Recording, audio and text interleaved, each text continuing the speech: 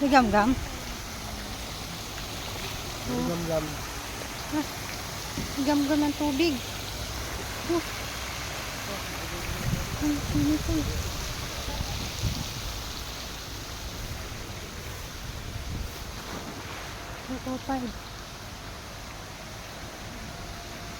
Ito, ang hot spring dito sa Calamba, Laguna.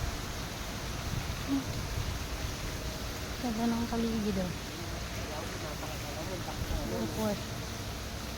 Saan? Malaki naman siya ha. 8 hot spring. Ay, ito yung parang sa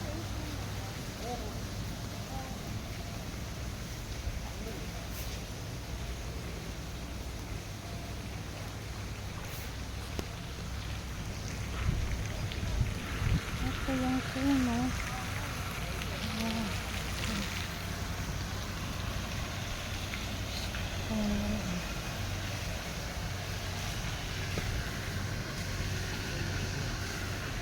Kaya naman yung init eh. Sarap na eh. Kaya, 41 lang eh oh. 41 yung degree. Depende sa ano. Ayan, 45. Hindi, pare-parehas lang yan. Parehas lang yan. Hindi ba? Malamig tapos mainit. Sarap. Malamig yung hangin tapos mainit yung likuan mo. Mainit? Hindi naman eh. Init ba? Di naman. Para lang maligam-gam na tubig. Di naman. Natagal? Ito, oo. Pero dito, hindi naman. Kapag yung panad mo, makapag yung panad mo, puro kayo. Tangi, therapy yan. Sabi yung ano eh. Mas mainit pa din sa gitna eh. Yun yung pinakamainit talaga sa gitna daw. Diba? Sublog mo lang yung paa mo. Para matanggal yung mga sakit-sakit sa paa mo. Sublog natin yung paa natin. Pagka tumagal na, kaya na patrito eh. Woo! Ang init! Parang kaping mainit. Ang init talaga. Eh, binigla mo eh. Ganun. Dapat dahan-dahan. Woo! Halatang tigabundo ka eh. Ay, pagka pinagtagal na namamanhid na yung paa mo. Parang wala na.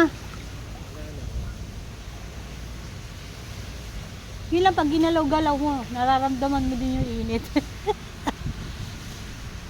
Pero namamanhid. Kaya hindi mo na nararamdaman pa namamanhid na yung paa mo. Yan o.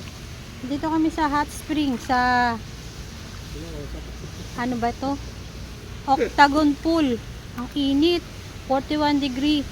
Ay, 41 Celsius. O, diba? Yan.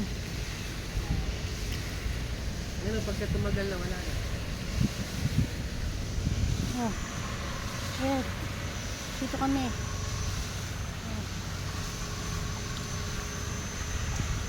Kalimutan kayo sa salamin. May wifi pa, wala na. Ha? May wifi pa rito. Hindi ko pa nakita. Yung cellphone mo, hindi mo makita. Kalimutan kayo sa salamin ko. Doon sa kotse. Sasakyan. Wala na ngayon. Wala na, namanhid na yung paa mo. Ilablob mo yung paa mo para matanggal yung pasma mo. Bunga dahan-dahan. Sa una lang. Pag namanhid na yung paa mo, parang immune na system mo.